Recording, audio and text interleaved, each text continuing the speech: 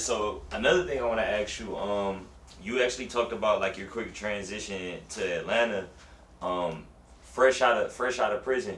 Uh, Another thing I want to ask you about, is like your transition into the world of social media, cause that's another thing. I don't even think Instagram was that even like out when It you was left. just, it was I think just, it was just yeah, it maybe was like just oh picking nine up. 2010 is when Yeah, Instagram it came was out. just Something. picking up. Okay, so how is it like? How is it transitioning into Instagram? Because you're like one of the few independent artists from the city that have 1 million followers on Instagram, blue check. So like how is it kind of transitioning into that world and actually being able to, you actually being able to work it and Yeah. and do it in a way that we haven't seen many independent artists from the city do it. I ain't gonna lie, when I first came home, they was like, yo, it's this new thing, Instagram, everybody on it. Like, when I came home, I'm like, I got a Facebook, bro. I'm not about to even worry about Instagram. So everybody like, dog, you gotta get an Instagram. That's where everybody going crazy. And I'm like, man, I can't worry about no Instagram. I'm on Facebook. Like, you could catch me on Facebook. And the whole time I was just like, I'm on Facebook. So probably like a month or two in, like I started trying to pick it up. I'm like, all right, let me look at this Instagram and see what it's about. Mind you, at this time, Instagram still wasn't booming to the level that it's at today, of course, because when you talk about Instagram, you still had only a few people who was like really dominant on Instagram in 2014, 2015. It wasn't this whole big deal to be like, you gotta get this blue check, you gotta get these 1 million followers, you gotta do this. It was really no pressure on how they made it culturally. Now that's a cultural impact, or at least I didn't think. If it was that then, I didn't understand it. So I was like, I'm not really worried about Instagram then. And then I started learning like, oh, this is the way everybody is networking. This is the way everybody is connecting. Yeah. Everybody like, yo, you could talk to people overseas. You could talk to celebrities. You could talk to anybody. You can reach out to anybody through this platform. And I'm like, what? Facebook, you mainly reaching out to your family and friends, people you know. You're not reaching out to another country. You're not reaching out to another state off of Facebook. That wasn't the mentality. Mentality of Facebook was people you It's knew. like family, work, and school. Exactly. So now, even if you look at my Instagram and Facebook, now it's like when you go to Facebook, it's mainly family. It's mainly people I know. You go to Instagram, it's fans and different people and all types of people all over the world that you like.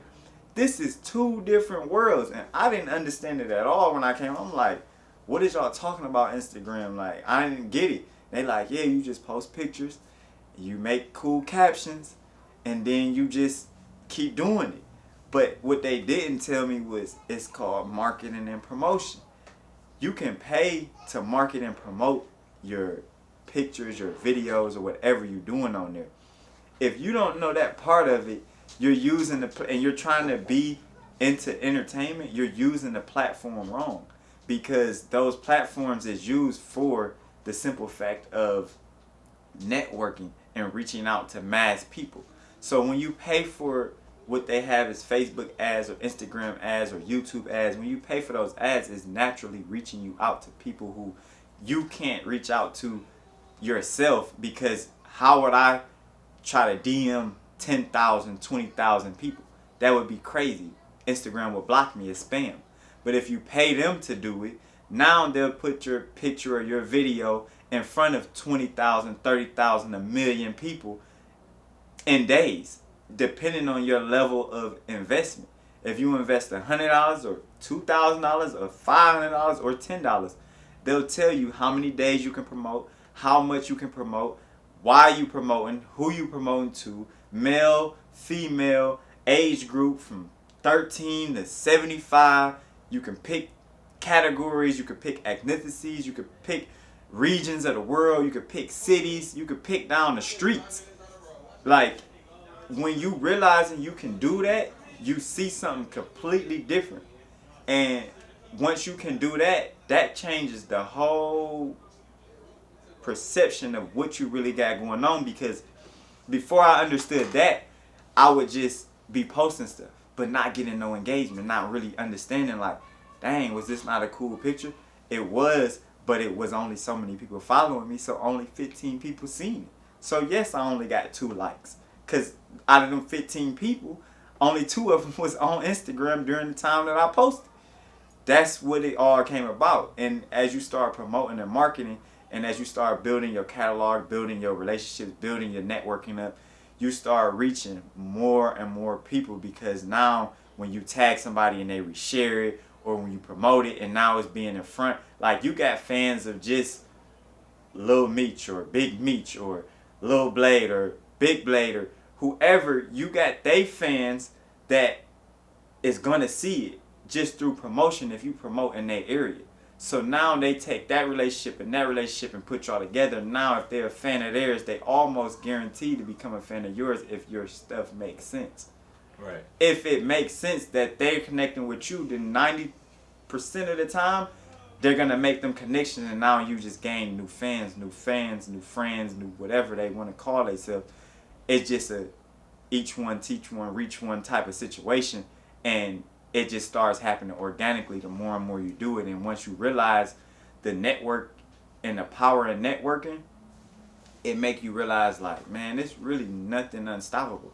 I've reached out and connected with almost anybody and everybody in the industry that it was like, how did I even get these people to notice me?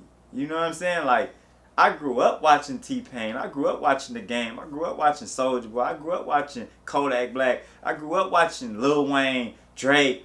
I've tapped in with all of these people through Instagram, and I'm still just the same kid from the inner city of Detroit. Right. How did I do that? I would have never been able to do that had I not understood the promotion and marketing, and it kept building my page, kept making my page look more intriguing, kept making me go harder and harder and harder, because what it does is once you see some results, you realize it was only because you was doing a certain thing. And then you do it again, and you do it again, and you do it again, and you do it again.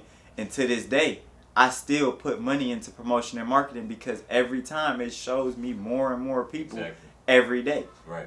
The numbers is not lying to you. You're seeing the engagement. You're seeing the activity. It's telling you what cities tapping in. It's telling you where your music is at. It's telling you who's listening.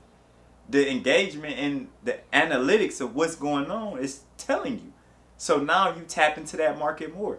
Oh, when I see New York messing with my music harder, what I'm going to do? I'm going to go put $100 on New York. They picking up on it. Now they beating it more. Oh, tomorrow is Miami. Boom. Put some money down in Miami. The next day is Atlanta. Put some money down in Atlanta. And you just investing in yourself. That's what the whole game plan is. Invest in yourself.